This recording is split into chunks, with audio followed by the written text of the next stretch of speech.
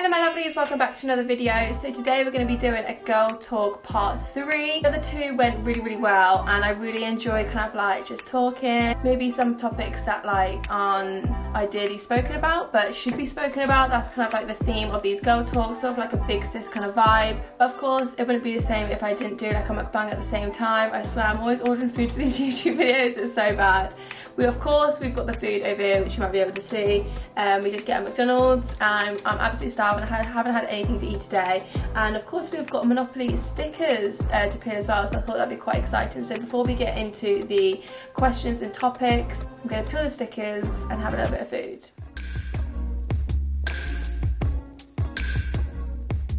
Okay, so first of all I got a Coke Zero, so let's get the straw in. So my dad got some food as well and he got a black coffee, and as I was taking it out it spilt down my trackies. So if you see a weird stain on my trackies, it's a black coffee. So I just feel like Coke Zero slaps so differently from McDonald's. Do you know what I mean? Like if you know, you know. Right, let's peel the first one. I won! Yes! I got an instant win, Coca-Cola Zero or milkshake. I've been dying for milkshake from there for ages, but they've just been out of stock for like weeks and weeks. And I've also got Park Lane, just for the 100k cash prize. So I just need Mayfair, but I think Mayfair is the one that's like really hard to get, isn't it? But I will keep it just in a case. So there's one of those. Let's move on to my chicken nuggets. I won again. I won the exact same one, but do you know what? I love me a Coke Zero. So yeah, so another Coke Zero and milkshake. We've got some mozzarella dippers. Okay, so we didn't win, but we got Pall Mall. I think that's like one of the most common ones. Like I'm always getting Pall Mall. Okay, this one. We've got another Park Lane, and we've got Fenchurch Street. Can I speak? Fenchurch Street, but no instant wins. And the last one. Come on. I want like a burger or something.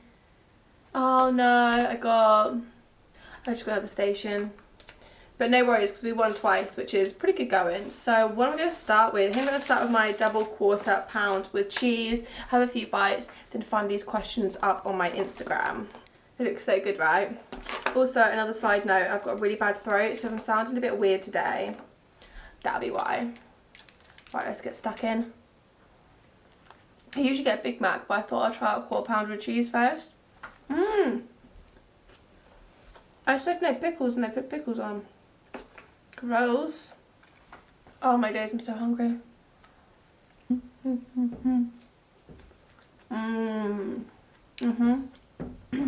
Really tasty. Okay, one more bite.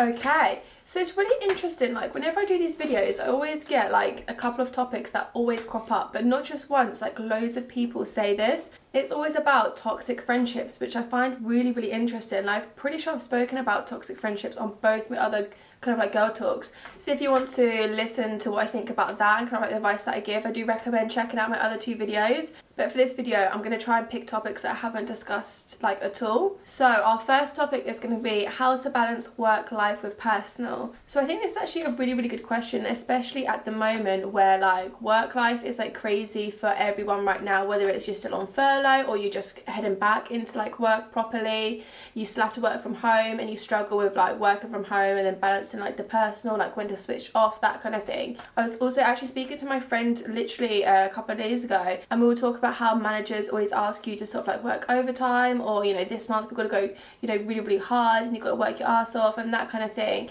And I always just think, I mean, yeah, like in your work hours, of course, like work hard, you know, deliver like what you can, give what you can sort of thing, but you shouldn't feel pressured at all to do extra hours, come in on your days off or anything like that. I've always been a massive believer of that. Like of course if you want to, then by all means like go for it, but in order to give your best at work you need to have a good sort of like mental state and good time outside of your work life. Like if you're constantly working, you've got no time to like refresh, you've got no time to chill. So then the effort that you're going to be putting into your work is going to be way worse, and you're not going to be delivering, and you're not going to be hitting your targets. Do you know what I mean? So it's so incredibly important. And I think like for a lot of managers, they need to understand this, and that's for me like what makes a good manager, is understanding that you need time away from your work, you need time to relax, you need time to like go out and, you know, whatever you need to do to blow off your steam in order to give the goods when you get to work. Do you know what I mean?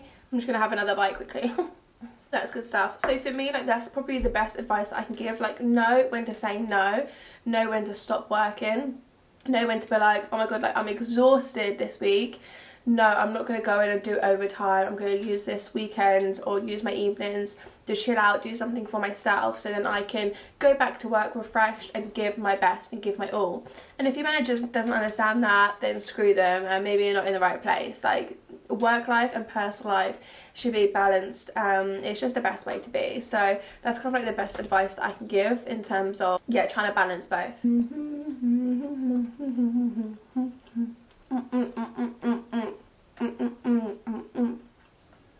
Okay, so this is really fun. So we've got quite a few people asking for tips for first dates. First of all, I would always just say, be yourself. Like, don't put on an act, don't pretend to be this, don't pretend to be that. Like, if they're like really into something, like, don't pretend you're really into it, like, if you're not, because then like later on, like if you go on multiple dates, like the truth's gonna come out, or you're gonna show like your actual personality, and if they don't like it, then you've just wasted your time. It's completely pointless. I don't understand why people do it. Like, I get maybe you might be a bit afraid to kind of like show off your personality, but no good can come from pretending to be something that you're not. So first of all, there's that. Second of all, like, think about like what you want to do for your first date, because obviously it can be very intimidating, like very nervous. Like, I completely understand that. If you're going for like food at a restaurant, then I always think that maybe might not be like the best idea for a lot of people who like struggle with first dates, because you're there's so much pressure on like making so much conversation for the duration of the meal, because you've got to get there, you've got to choose your food, and you've got to wait for it to arrive, you've got to eat your food, and then kind of like a certain amount of time you've got to chill there before you can kind of like get the bill. Do you know what I mean? Like, there's a lot of time to consume with talking, and if you're not great and if you're both nervous, that's probably not the best thing. Even just going for drinks might be easier. Just say, oh, let's just meet up for 1 or 2 drinks. That way you can get your drinks instantly. You can kind of like take the edge off by having like an alcoholic beverage if you want, and I don't know, it just kind of like breaks it up a little bit. And if you have like 1 or 2 drinks, you can kind of drink them relatively fast, and if it's not going well, or if you're feeling like, oh, like I'm not vibing with this, you can head off like quite quickly. Do you know what I mean? All those things, like a lot of people say maybe don't go to the cinema because you can't like connect with someone, but I kind of think like it's sort of a good idea, like maybe like the first or second date, because you can sort of still like talk to them before the cinema, and when you're in there and you're watching the film, you're enjoying yourself, you're both enjoying it, but you don't have pressure to make loads of conversation. Afterwards you actually have something to talk about, like if you are concerned about something like that.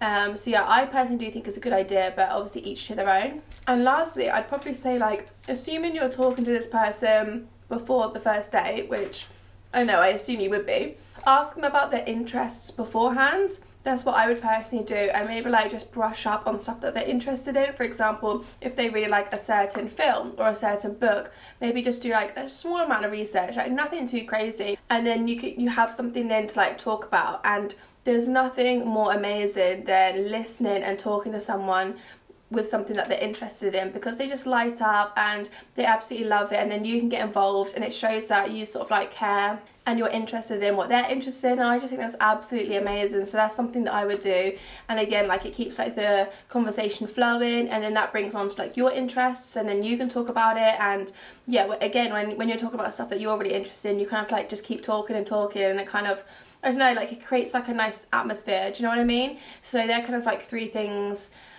that I would give you guys.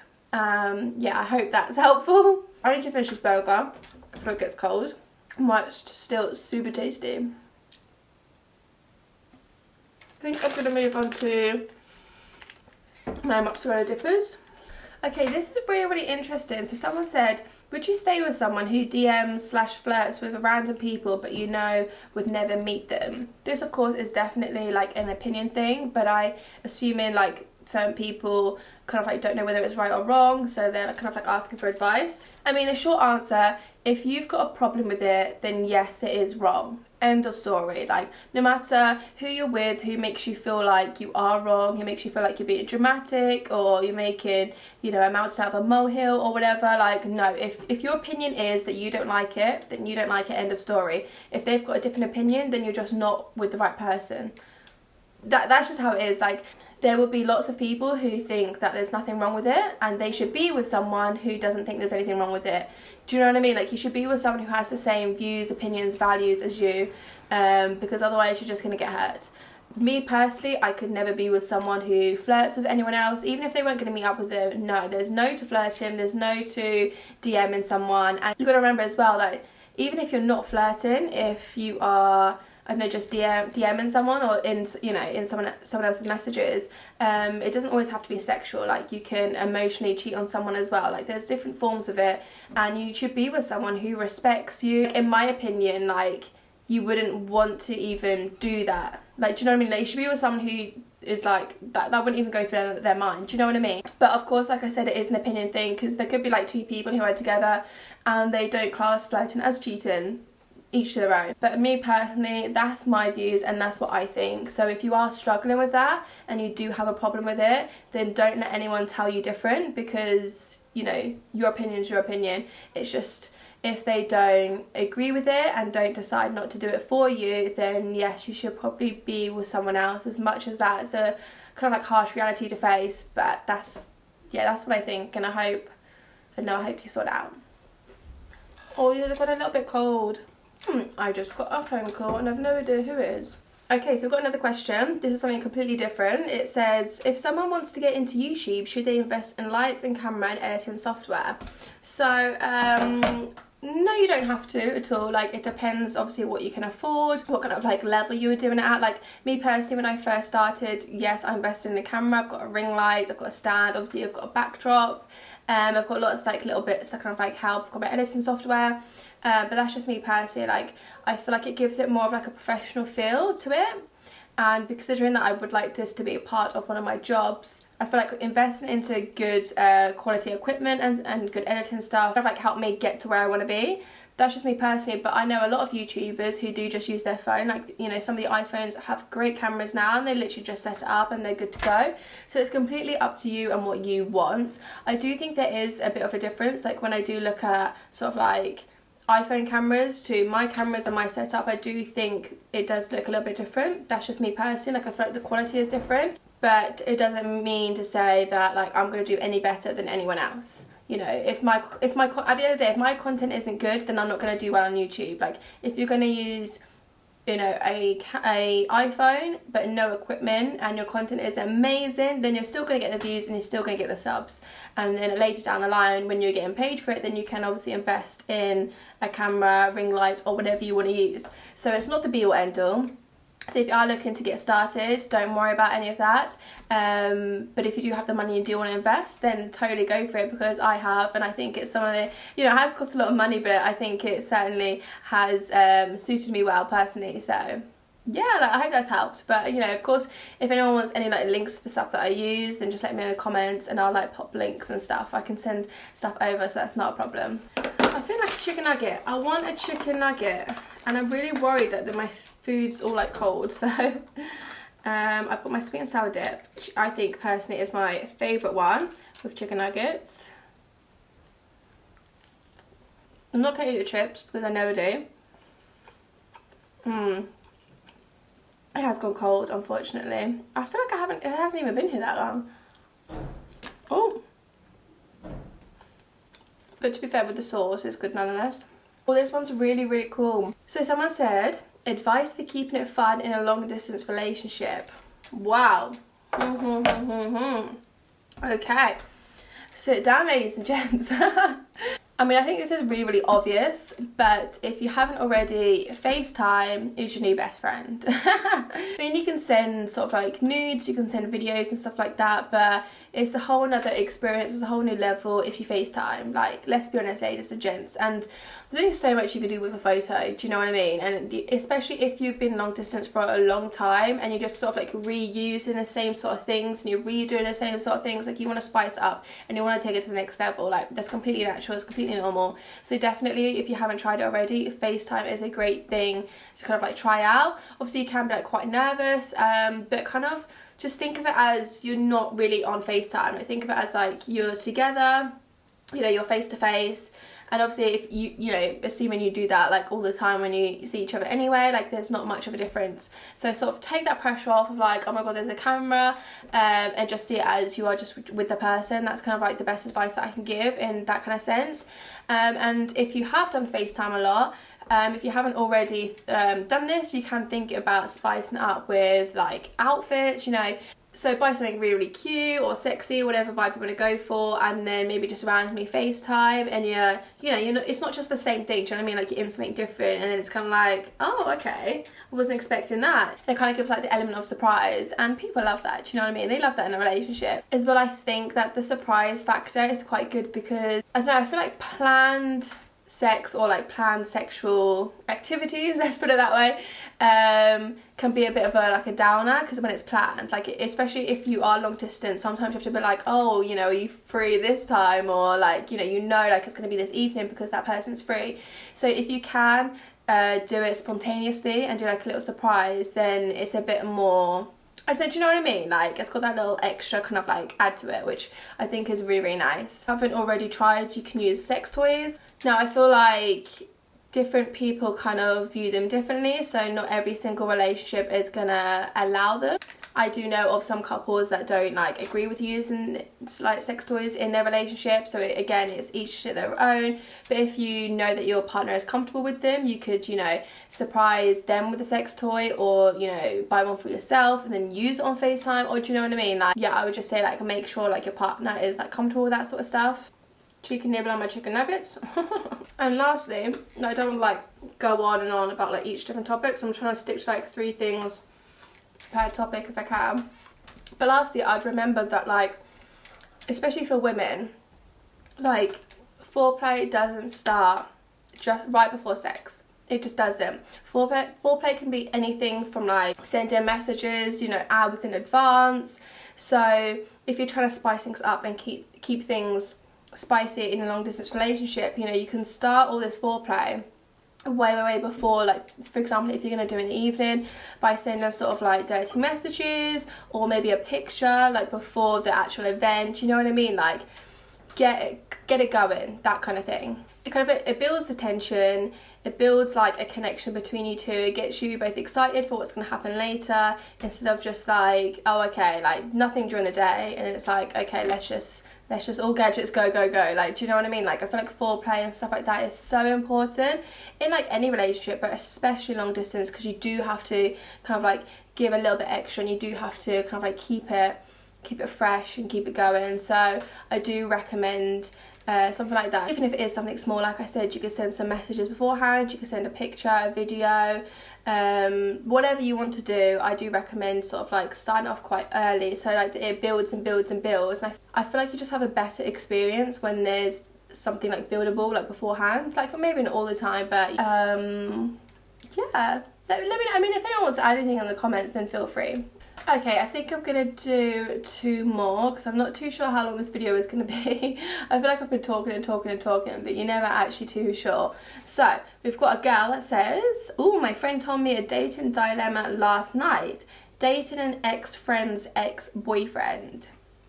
Okay, let's get our heads wrapped around that one. So, an ex-friend's ex-boyfriend. So obviously they're no longer friends with this person anymore, and obviously their ex-friend and their partner are no longer dating. So this is really, really interesting, and I think a lot of people are going to have different opinions on this. But my opinion would be, if you've got no ties to this, let's just call her a girl, let's call the ex-friend a girl, just so it's easier. If you've got no ties to this girl, if you've got no loyalty to her, if you don't see yourself kind of like ever being friends with her again, then there is no problem, personally. Like, you have no loyalty to her. They're no longer together, like, so there shouldn't be an issue. So I would say definitely go for it. I mean, if you are still friends with her, then I would say no, absolutely not. I personally don't agree with dating my friend's ex, but obviously I'm still friends with them. But if you're not friends with them and you've got no loyalty to them, then for me there is no issue at all. And if this person wants to sort of kind of like get involved and be like, you know, what's going on, like they're my ex, then that's their business. Just don't reply to it. Like, you don't need to entertain that. It's got nothing to do with you. It doesn't kind of like, it says more about them than it does to you. I think you should go for it. Yeah, go for it, girl. Or boy, I'm not too sure who you are, but right, last but not least. There's so many and I don't know which one to pick, but I think I'm gonna, because this girl's put up a number of videos about YouTube and I haven't answered any of her questions yet, so I think I'm going to go for this one. How to maintain uploading YouTube videos. And I've actually had a lot of people ask me this, who are YouTubers or who are other performers and have like tried to get into YouTube. So the answer is with great difficulty.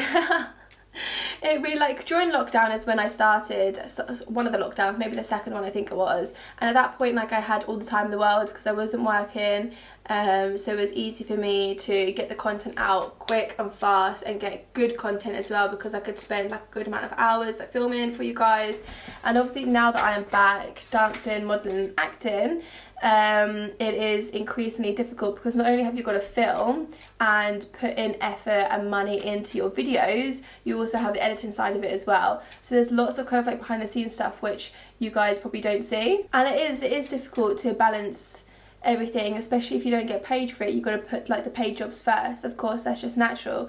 But the advice that I could give probably would be to plan your weeks in advance if you can. So I mean it's really hard because my work is very sporadic and I get last minute jobs, so sometimes when I think I can film on one day I actually can't because something's popped up the night before. Like, it is absolutely manic.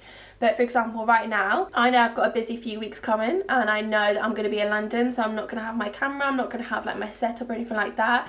So every single day I have off, or every single evening I have free, I'm filming a video. So I've got a backlog of videos, so when it is more busy, at least I've got like a buffer there to kind of like post a video. So hopefully by the time I'm back home and I am a little bit more free, I can then start making videos. Again, another thing would be to try and incorporate the videos into what you are doing that week. For example, if you're going out for friends, maybe try and vlog it if they allow you to, if they don't mind. Or if you're going to be going out for a day trip in London, for example, vlog it. It's a video, it's an opportunity. If you can do behind the scenes on like some work life, vlog it. Do you know what I mean? Like, vlogging is your best friend if you don't have time to sit down and do a video. But going back, certainly planning weeks in advance. A lot of people who do work 9 to 5 know their schedule and it doesn't change. So you know, sort of like know when you can and can't film, which is really, really cool. But if you're like me and life is very sporadic and you don't know what you're going to be doing and there's last minute bits, just as soon as you have an opportunity, try not to be lazy or procrastinate. I know it can be hard, especially when you want to chill on your days off, but try and be motivated and try and just get videos and film videos whenever you can. That's probably the best advice I can give. I know it's probably not kind of like the best in the world, you probably already know this, but that's unfortunately sort of like the reality of like working a different job and doing YouTube at the same time. There's not too much you can do about it. You just have to film on your days off when you can or after work. But yeah, like I said, incorporating it into other plans is probably the best way. Right, my lovelies, that is it for this video. I really hope you enjoyed my girl talk, this big, why can't I speak? It's like I've had a drink. Girl talk, big sis, taboo topic, advice, life situation. I really hope you like it. As always, please give this video a big thumbs up. Please subscribe if you haven't already. We are so close to 250 and I would love to get there in October, so please do. I'm going to finish off, I think I've got 1 dipper left and 2 chicken nuggets. I don't want these chips and they're cold anyway, so my dad will probably eat them. And I've got some more Coke Zero, so I'm going to finish this off, and I've got like a bunch of stuff to do today, but I am so excited to get this video up at some point for you guys. I will of course be doing a Girl Talk Part 4, so if you really enjoy these videos and you do want me to talk about stuff that you're interested in, or you want me to give advice, then follow me on Instagram, because that is where I post all this sort of stuff where you can get involved. Take care guys, stay safe, and I'll see you in the next video.